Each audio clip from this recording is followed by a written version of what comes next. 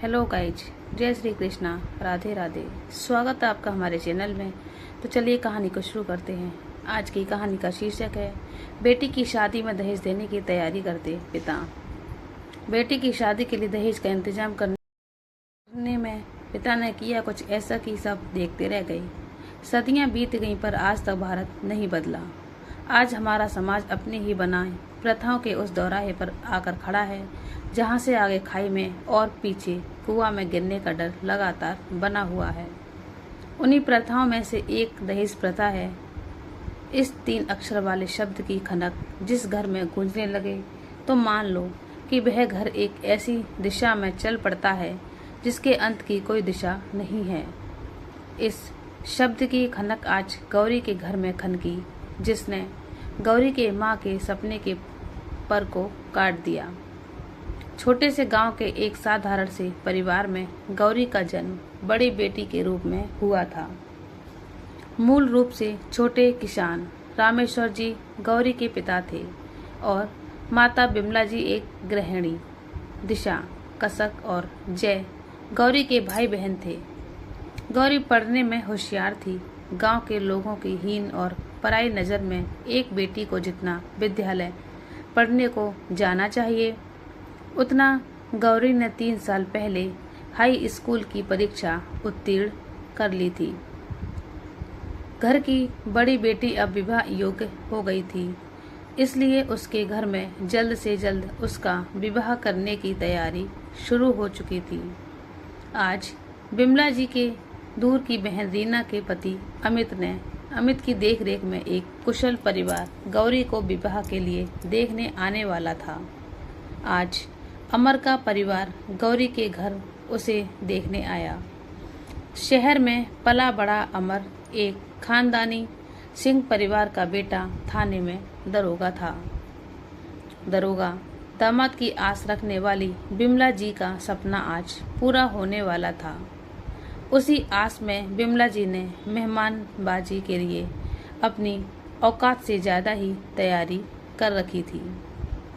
बिमला जी का इंतजार खत्म हुआ और वर परिवार घर आया। गौरी के रूप रंग और गुणों को देखा और मेहमान नवाजी का पूरा लुत्फ भी उठाया। अंत में जब रिश्ते को आगे बढ़ाने की मोहर लगाने का समय आया तो दहेज के मोल भाव के कारण बात कुछ बन न पाई और टाल दी गई। आज एक बार फिर एक वर परिवार ने अपनी दरिद्रता दिखाई और सोचकर बताएंगे कहकर अपने घर चला गया। वर पक्ष को गए 3 दिन बीत गए, लेकिन अभी तक कोई सूचना नहीं आई कि विवाह होगा या नहीं होगा। रिश्ते की बात अभी तक पक्की नहीं हुई, लेकिन खत्म भी नहीं हुई थी। इसलिए बिमला जी के मन में अभी भी एक उम्मीद थी कि उनका दामाद दरोगा ही बनेगा और वो अपने गांव की सखियों संग सर ऊंचा करके बात कर सकेंगी। जिंदगी के सुख दुख और अपार अनुभव के कारण रामेश्वर जी समझ गए थे कि ये रिश्ता अब तय नहीं हो सकता, क्योंकि उनके पास दहेज देने के लिए लाखों रुपए नहीं थे। एक अच्छे बर का सपना हर लड़की देखती है। गौरी ने भी देखा था और अमर तो हूबहू उसके सपने वाले राजकुमार की तरह था। लेकिन अभी भी गौरी के मन में एक ही बेचैनी थी जो उसे पलक झपकने नहीं देती, ना ही खुल के मुस्कुराने देती, ना किसी काम में मन लगने देती। रह रह कर गौरी के कानों में उसके होने वाले ससुर राम कुमार जी के वाक्य सुनाई देते। सब तो ठीक है, लेकिन दहेज में क्या क्या मिलेगा और कितना कैश मिलेगा, गूंज रहे थे, जो उसने चुपके से सुन लिया था। तो कभी अमर का चेहरा उसके सामने बाहें फैलाए नजर आता। अमर की तस्वीर उसने देखी थी। तो कभी आंख बंद करते ही बचपन की सहेली मीना फांसी पर लटके नजर आती।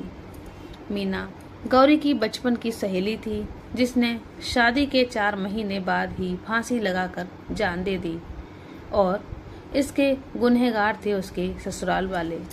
जो शादी के अगले ही दिन से उसे दहेज के लिए प्रताड़ित करने लगे थे। भाई जय भी दीदी के विवाह को लेकर चिंतित था और बार बार सोच रहा था, काश मैं नौकरी कर रहा होता तो आज दरोगा बाबू से दीदी का रिश्ता पक्का हो गया होता। घर में सबकी हालत कुछ ऐसी ही थी कि सब चाहते थे कि अमर ही घर का दामाद बने, पर सब मजबूर थे क्योंकि उनकी जेब खाली थी। दोपहर का समय था। रामेश्वर जी और जय खेत से घर आकर बाहर आंगन में खाट पर बैठे और दिशा से पानी और गुड़ मंगाया। अंदर से दिशा एक जग पानी और एक गुड़ की भेली लेकर आई। दोनों बाप बेटे ने पानी पीकर अपनी प्यास बुझाई। लगे हाथ दिशा ने भोजन के लिए भी पूछ लिया, पर दोनों की ओर से जवाब ना ही आया। थोड़ी देर के बाद बिमला जी पड़ोस से आईं और हंसते हुए बोली, गौरी के पापा, रानी का विवाह तय हो गया। दूल्हा बम्बई में प्राइवेट कंपनी में काम करता है। और रामेश्वर जी के सामने नीचे बैठ गई। तो तुम क्यों इतना खुश हो रही हो गौरी की माँ? रामेश्वर जी ने बिमला जी को इतना ज्यादा खुश देखकर उसकी खुशी की वजह जाननी चाहिए। बिमला जी पहले चौंकी, फिर इधर उधर देखने के बाद रामेश्वर जी से बोली, अरे रानी की माँ हमसे हमेशा बोलती थी कि दामाद तो हम सरकारी नौकरी वाला ही देखेंगे, लेकिन अब तो प्राइवेट नौकरी वाले से अपनी बेटी की शादी कर रही हैं। और फिर हंसने लगी। अच्छा, तो इसलिए हंस रही हो? ज्यादा ना हंसो, तुम्हारी भी 3 बेटियां हैं। रामेश्वर जी खटिया पर लेटते हुए बोले। तभी जय बोला, हाँ मम्मी, पापा सही बोल रहे हैं। वैसे देखो, अभी तक दरोगा लड़कों वालों ने का फोन भी तो नहीं आया। मैं तुम लोग को बताना ही भूल गई थी कि अमित बाबू का फोन आया था कि अगले मंगलवार को घर की सभी औरतें और लड़का गौरी को देखने श्री कृष्ण जी के मंदिर पर आने वाले हैं। मुस्कुराते हुए बिमला जी बोली, क्या सच में? रमेश जी चौंक कर बोले। बिमला जी फिर बोली, हाँ, और आपसे बात करने को बोल रहे थे, फोन कर लीजिए उनको। जय, जरा फोन तो लाना। रामेश्वर जी ने थोड़ी फुर्ती के साथ जय से कहा। जय खुशी से उछलकर दौड़ते हुए अंदर गया और तुरंत फोन लेकर आया। रामेश्वर जी ने अपने 3 साल पुराने नोकिया के फोन से अमित बाबू को फोन मिलाया। अमित बाबू इस रिश्ते के बिचौलिया बनकर अगुवाई कर रहे थे। बिचौलिया का मतलब उस व्यक्ति से होता है जो विवाह में दोनों पक्षों की ओर से दोनों की बात रखता है। फोन की घंटी बजी, उसी के साथ रामेश्वर जी की धड़कनें भी बढ़ी। फिर फोन उठा और बात हुई। बात लंबी चली। थोड़ी देर बाद फोन कटा और रामेश्वर जी ने हंसते हुए कहा, अब तैयारी करो बिमला जी, गौरी को देखने और रिश्ता पक्का करने अगले मंगलवार को आ रहे हैं। ये सुनकर बिमला जी और जय की खुशी का ठिकाना ना रहा। जय खुशी से दौड़ता हुआ अंदर गया और गौरी से जाकर सारी बात बताई। सब खुश हुए और तरह तरह की बातें करने लगे। लेकिन रामेश्वर जी को अभी भी एक बात की चिंता सता रही थी कि आखिर ये लोग दहेज कितना लेंगे। बहुत सारी परेशानियों, उम्मीदों और तैयारियों के बाद आखिरकार कल मंगलवार आने ही वाला था। गांव से 5 किलोमीटर की दूरी पर बने श्री कृष्ण जी के मंदिर में कल गौरी को देखने और रिश्ता पक्का होने वाला था। पहली बार होने वाला दामाद आ रहे थे, इसलिए रामेश्वर जी शाम को बाजार गए और विमल ब्रांड का एक सूट का कपड़ा उनके लिए खरीदा। कपड़ा रेडीमेड ही था, साथ में दूल्हे के लिए चप्पल और दाढ़ी बनाने वाली किट भी खरीद ली। लगे हाथ होने वाले समधी समधन के लिए धोती और साड़ी भी खरीद ली। इन सब उपहारों के लिए रामेश्वर जी को भारी पैसे चुकाने पड़े, सिर्फ इस उम्मीद में कि अगर कल बात पक्की हो गई तो लगे हाथ दूल्हा और उसके माता पिता को ये उपहार देकर खुश कर देंगे, ताकि आगे चलकर गौरी के विवाह में कोई दिक्कत ना हो। कभी ससुराल में गौरी से कोई ये ना कहे कि तुझे देखने गए तो हम लोग खाली हाथ लौटे थे। जब रामेश्वर जी कपड़े लेकर घर आए तब सब उन कपड़ों को देखकर खुश हो गए और दोनों बहनों ने मजाक मजाक में कहा, ये सब पाकर तो दरोगा बाबू एकदम खुश हो जाएंगे। दीदी बोलो बोलो दरोगा की दुल्हन। गौरी शर्मा गई और हंसते हुए अंदर चली गई। सब हंसने लगे। रात को खाने पीने के बाद बिमला जी रामेश्वर जी का बिस्तर लगाने लगी। रामेश्वर जी बाहर आंगन में अकेले सोते थे, इसलिए वहां केवल इस समय रामेश्वर जी और बिमला जी ही थी। बिस्तर लगाने के बाद बिमला जी ने कहा, बिस्तर लग गया है गौरी के पापा। बिमला जी की बात सुनकर बिना कुछ बोले रामेश्वर जी अपने बिस्तर पर बैठ गए और खैनी खाने लगे। रात को सोने से पहले खैनी खाना उनकी बिगड़ी हुई आदत थी। बिमला जी भी रामेश्वर जी के बगल में बैठ गईं और बोली, क्या बात है राम जी, मुझसे कुछ छुपा रहे हो? रामेश्वर जी चौंक गए, फिर खैनी मुंह डालकर हंसते हुए बोले, नहीं बिम्मो, ऐसी कोई तो बात नहीं है। रामेश्वर जी और बिमला जी अकेले में अक्सर एक दूसरे को प्यार से बिम्मो और राम कहकर बुलाते थे। इसके पीछे एक बहुत बड़ा इतिहास था इस जोड़े का, जो धीरे धीरे अब मिटने लगा था। अच्छा, तो अब आप हमसे भी छुपाने लगे अपनी बातें? बिमला जी ने प्यार से रामेश्वर जी को घूरते हुए कहा। रामेश्वर जी तुरंत बोले, नहीं बिम्मो, ऐसी बात नहीं है। बिमला जी ने फिर से पूछा, सारे कपड़े और सामान कितने में खरीद कर लाए? रामेश्वर जी कुछ नहीं बोले तो तुरंत बिमला जी ने फिर से टोका, बहुत महंगे हैं ना राम जी? नहीं बिम्मो, बहुत महंगे तो नहीं हैं, पर महंगे हैं, रामेश्वर जी ने प्यार से कहा।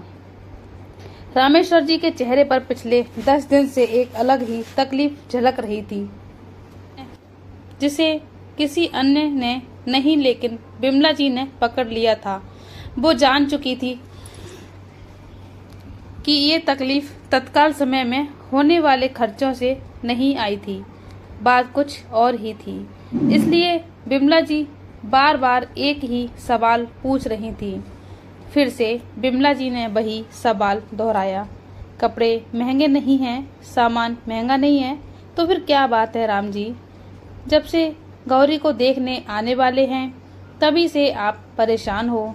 कोई बात नहीं है बिम्मो, तुम तो बेकार में परेशान हो रही हो। रामेश्वर जी परेशान होकर बोले ही थे कि बिमला जी उन्हें टोकते हुए बोली, दहेज?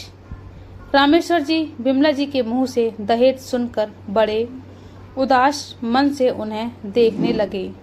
दहेज को लेकर ही परेशान होना राम जी? बिमला जी ने भी उदास मन से कहा, हाँ बिम्मो, तुमको तो पता है ना कि वो लोग बड़े घर खानदान से हैं, ऊपर से दूल्हा भी दरोगा है, तो वो लोग ढेर सारा दहेज मांगेंगे।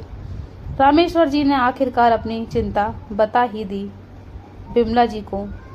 आप चिंता मत करो राम जी, अमित बाबू है ना, वो सब देख लेंगे, और कुछ दहेज तो आपको भी देना पड़ेगा ना। लेकिन ये लड़का तो दरोगा है, दरोगा से अगर बेटी की शादी हो गई तो सोचो पूरे पंच समाज में तुम्हारी कितनी इज्जत बढ़ जाएगी। थोड़ा सोचो राम जी, बिमला जी ने समझाते हुए कहा।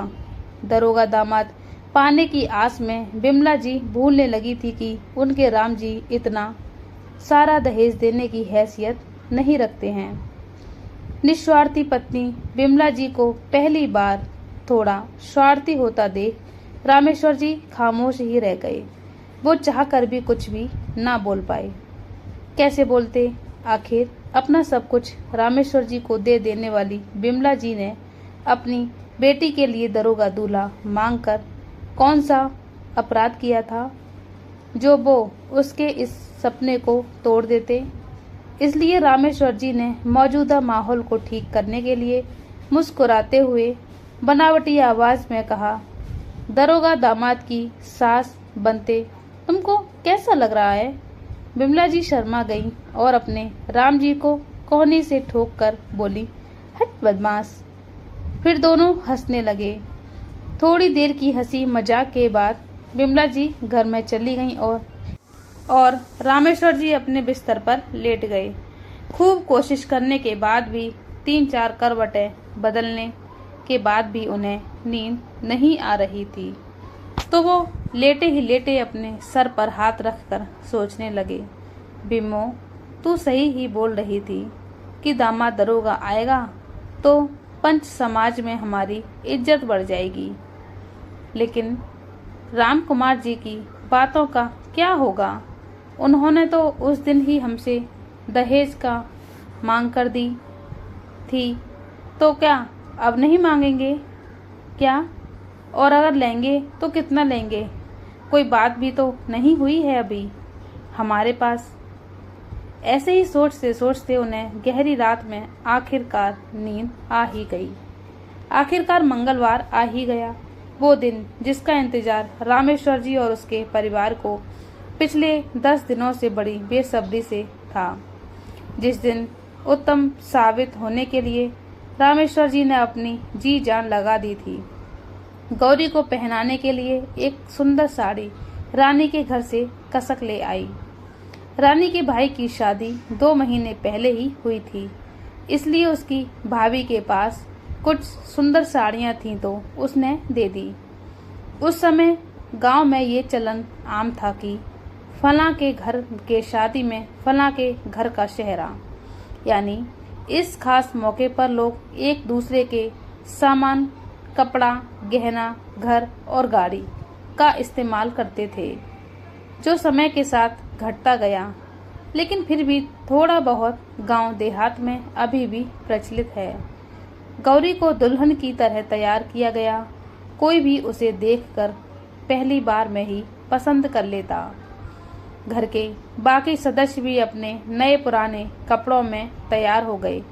आखिरकार आज पहली बार किसी को अपने होने वाले दामाद तो किसी को अपने होने वाले जीजा जी से जो मिलना था। गांव के एक रिक्शा वाले को बुलाकर रिक्शे के बिमला जी और कसक गौरी को लेकर मंदिर के लिए निकल गई। लगभग 9:30 बजे तक रामेश्वर जी भी अपनी साइकिल से रिक्शे के पीछे पीछे चल पड़े और जय दिशा को लेकर रास्ते से पैदल मंदिर के लिए निकल गए। 10 बजे तक रामेश्वर जी और उसका परिवार मंदिर में पहुंच गए। पहले से ही वहां पुरोहित जी मौजूद थे। उनके साथ में रामेश्वर जी का चचेरा भाई राजन, चमन और जगन भी थे। परिवार को लेकर दूल्हा दुल्हन देखने जाने की परंपरा गांव में बहुत प्रचलित थी और अभी भी है। इस मंदिर में अक्सर शादी ब्याह होते रहते थे, इसलिए वहां कई कमरे बने हुए थे और उन्हीं कमरों में से 2 कमरे रामेश्वर जी ने आज अपने और अपने मेहमानों के लिए खुलवाए। बिमला जी, गौरी रानी और गौरी की बहनें उन 2 में से एक कमरे में चली गईं। सारे मर्द मंदिर के बाहर बरामदे में बैठ गए और अपने मेहमानों का इंतजार करने लगे। लगभग 11 बज गए। अमर और उसके परिवार वालों को आते आते जब रामेश्वर जी के मेहमान आए तो वो और उनका पूरा परिवार बहुत खुश हुआ। वधू पक्ष ने वर पक्ष का स्वागत किया, उन्हें मीठा पानी पिलाया। वर पक्ष की ओर से कुल मिलाकर 9 लोग आए थे, जिसमें से 4 औरतें थीं। सबका सबसे मेल मुलाकात हुई, फिर बात विचार हुआ और अंत में गौरी की शव देखने बैठ गए। जब गौरी पक्ष के सामने आई तो सबकी आंखें फटी की फटी रह गईं। गौरी बहुत बहुत सुंदर लग रही थी। उसकी काली आंखें जिस पर काला काजल खूब भा रहा था, उसका लंबा कद जिस पर रानी की भाभी का साड़ी चार चांद लगा रही थी, और उसका व्यवहार जो महफिल को खूब लुभा रहा था। अमर की बड़ी बहन रानी गौरी को देखते ही बोल पड़ी, अरे ये तो एकदम अप्सरा है। रानी की हाँ में हाँ मिलाते हुए उसकी छोटी बहन रागिनी ने कहा, हाँ दीदी, कलुआ के तो भाग खुल गए, सच में बहुत ही सुंदर है। अमर की माँ जया ने भी अपना पक्ष रखा। अभी तक 3 औरतों ने अपना अपना पक्ष रखा, लेकिन चौथी औरत अमर की भाभी पिंकी ने कुछ नहीं कहा था। असल में वो गौरी की सुंदरता से जल रही थी, जिस जलन को रागिनी ने महसूस कर लिया, और पिंकी को छेड़ते हुए बोली, क्या भाभी सुंदर है ना, आप भी तो कुछ बोलो। इस पर पिंकी थोड़ा गुस्सा हुई और बाकी औरतें हंस पड़ी। फिर पिंकी ने भी बड़े आराम से पूछा, सुंदर तो है, लेकिन पढ़ी लिखी है कि नहीं। उस पर फट से कसक बोली, हाँ दीदी, 10वीं फर्स्ट डिवीजन पास हैं। फिर से पिंकी जल उठी और रानी हंस उठी। इसी तरह गौरी के बारे में अमर के परिवार वाले एक एक बात पूछते रहे, और गौरी के परिवार वाले उनका जवाब देते रहे। गौरी से भी औरतों ने बात की, उससे उसकी पसंद नापसंद जानी। फिर अमर ने भी आकर गौरी को देखा और मुस्कुराकर बाहर चला गया, और गौरी भी शर्मा गई। अंत में सारे वर पक्ष वाले एक कमरे में चले गए, शायद ये तय करने कि लड़की पसंद है या नहीं, और पसंद है तो कितना दहेज लेना है, कितना नहीं। इधर रामेश्वर जी और उनके भाई भी गौरी के कमरे में आ गए और अमर के बारे में बात करने लगे। ये जानने लगे कि औरतों ने गौरी को देखकर क्या कहा और क्या नहीं कहा। सब यही प्रार्थना करने लगे कि अमर और उसके परिवार को गौरी पसंद आ जाए, और रामेश्वर जी मन ही मन ये प्रार्थना करने लगे कि काश ये लोग कम दहेज मांगे। देखते ही देखते दोपहर हो गई। वर पक्ष वाले सभी लोग कमरे से बाहर आ गए, और वधु पक्ष के मर्द भी बाहर निकलकर उनका आवभगत करने लगे। वर पक्ष की सारी औरतें गौरी के कमरे में चली गईं, जहां गौरी और उसके साथ की औरतें मौजूद थीं। कमरे में आते ही जया जी की टोली ने बिमला जी की टोली से गप लड़ाना शुरू कर दिया। यही मर्दों का भी था। वो भी बाहर बरामदे में गांव, घर, खेत खलिहान और देश सरकार की बातें बतियाने में जुट गई। इन सब में किसी ने भी रिश्ते के बारे में कोई बात नहीं की। ना वर पक्ष ने कुछ कहा और वधु पक्ष ने कुछ नहीं पूछा। समय थोड़ा और बीता तो सबके लिए भोजन का इंतजाम हुआ। पहले वर पक्ष वालों को भोजन कराया गया। हर बार की तरह इस बार भी रामेश्वर जी ने अपने औकात से बढ़कर भोजन की तैयारी की थी, क्योंकि उन्हें पूरा विश्वास था कि ये रिश्ता पक्का ही होगा। और ऊपर से बिमला जी का सपना भी तो था दरोगा दामाद बनाने का। वर पक्ष ने भोजन का पूरा लुत्फ उठाया और रामेश्वर जी की इस व्यवस्था की खूब तारीफ भी की।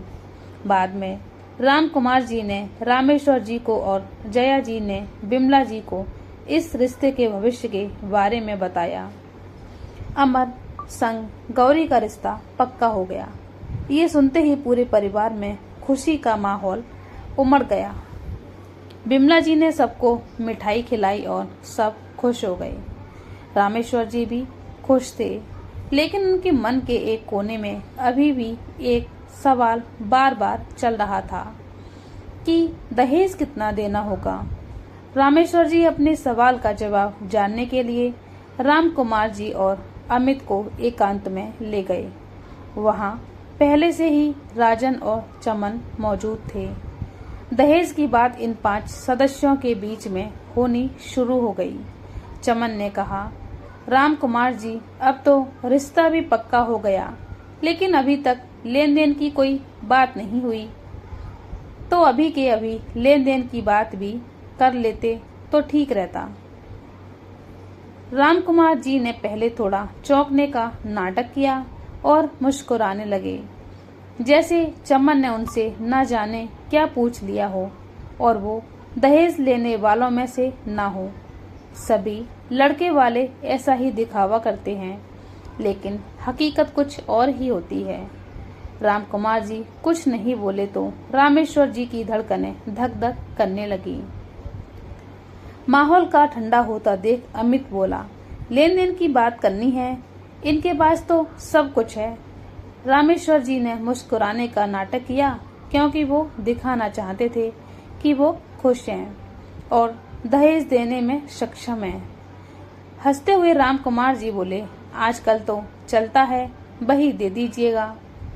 पानी पिला के रामकुमार जी का तकिया कलाम था।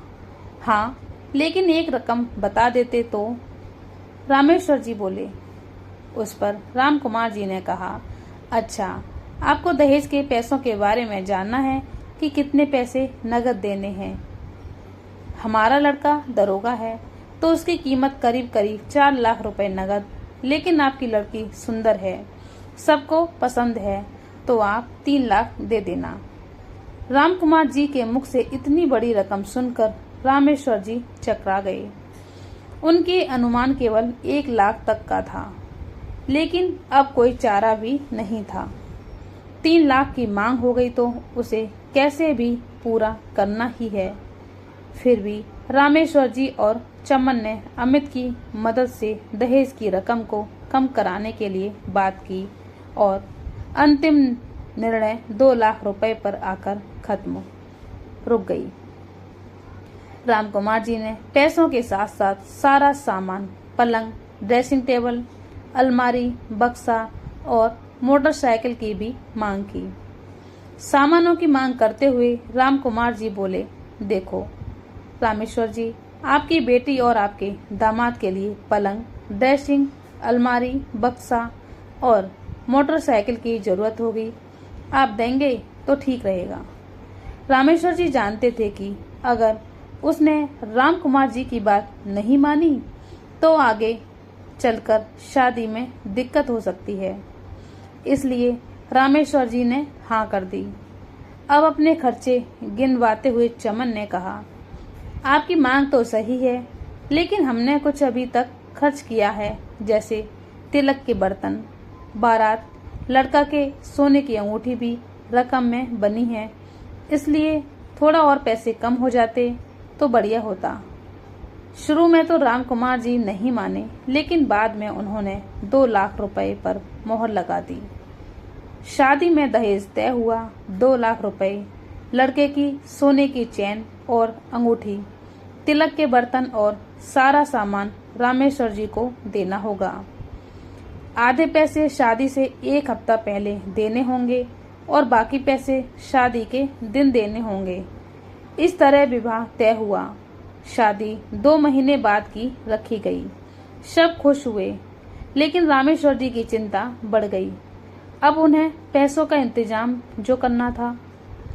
दहेज लेना देना कानून में गलत है, लेकिन हमारे समाज में यह इस प्रकार से फैला हुआ है कि चाहकर भी इसे कोई मिटा नहीं पा रहा। सब जानते हैं कि ये गलत है, लेकिन किसी भी विवाह की बात बिना इसके शुरू ही नहीं होती। आजकल शादियां लोगों की नहीं, बल्कि दहेज से हो रही हैं। जितना अच्छा दहेज दोगे उतना अच्छा लड़का भी मिलेगा। अफसोस, वर पक्ष की विदाई करके रामेश्वर जी और उनका परिवार घर आ गया। कोई खाली हाथ नहीं आए, सब कुछ न कुछ अपने साथ जरूर लाए। दिशा और कसक मिलनी में मिले 250-250 रुपयों के साथ प्यार लाई, जो वो जी भरकर गौरी पर लुटाना चाहती थी। जय को भी मिलने में मिले 250 रुपयों के साथ जिम्मेदारी लाया, जो वो अपनी बहन और पिता के प्रति पूरी श्रद्धा से निभाना चाहता था। विमला जी तो खाली हाथ आईं, क्योंकि उन्हें जो पैसे मिले थे उन्होंने किसी को मिलनी में ही दे दिए। लेकिन साथ में अरमान लेकर आई और रामेश्वर जी अपने साथ चिंता लेकर आए। वही चिंता जो हर उस बाप को होती होगी जिससे दहेज मांगा जाता है। बिना अपने परिवार को बताए वो पिता अपनी बेटी की उज्जवल भविष्य के लिए सारे दुख दर्दों को अकेले सहन कर जाता है। वही लाचार और मजबूर पिता आज रामेश्वर जी बन गए थे।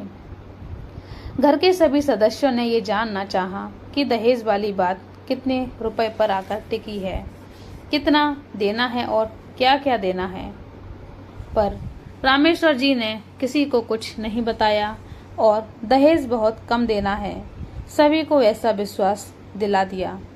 कम दहेज देना है, ऐसा सुनकर सब बहुत खुश हुए और बिमला जी तो एकदम हवा में उड़ने लगी।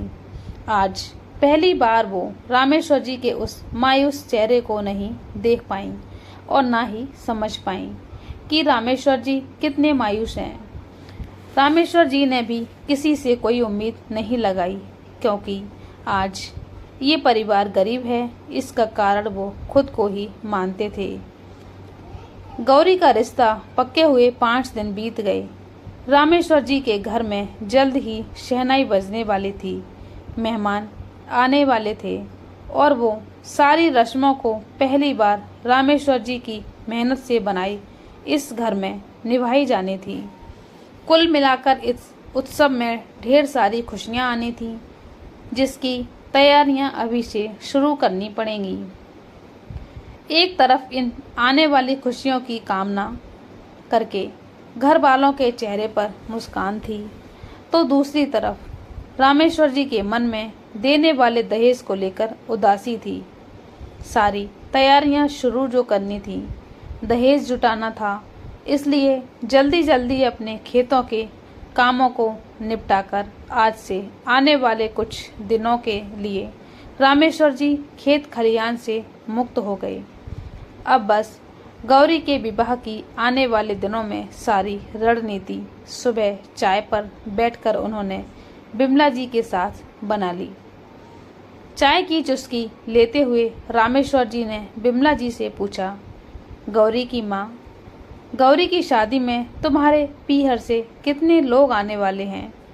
बिमला जी ने हंसकर अपने पल्लू से अपना मुंह ढक कर कहा, अब जिन जिन को शादी की पूड़ी खानी होगी वो सारे आ जाएंगे। दोनों मियाँ बीवी अपने अपने गमों को भुलाकर चाय पर चर्चा में मशगूल हो गए। दूर से ही चारों बच्चे अपने माँ बाप को देखकर मुस्कुराने लगे। बहुत ही प्यारा और अनोखा दृश्य होता है जब माँ बाप सारी समस्याओं को भूलकर थोड़ा सा समय खुद को देते हैं। अगले दिन रामेश्वर जी ने अपने खेत गिरवी रखकर गौरी की शादी का सारा दहेज जुटाया और तय समय पर अपनी बेटी की शादी कर दी। सभी घर वाले गौरी की शादी से बहुत खुश थे, लेकिन उधर रामेश्वर जी को अब नई चिंता लग गई कि अब खेतों को कैसे छुड़वाया जाए और घर के सभी लोगों का भरण पोषण कैसे किया जाए। तो दोस्तों, ये कहानी आपको कैसी लगी हमें कमेंट करके ज़रूर बताना, और आप हमारे चैनल पर नए हैं तो हमारे चैनल को सब्सक्राइब करके थोड़ा हमें सपोर्ट कर दीजिए। कहानी को पूरा सुनने के लिए धन्यवाद। तो चलिए मिलते हैं एक और नई कहानी के साथ, तब तक के लिए जय श्री कृष्णा, राधे राधे।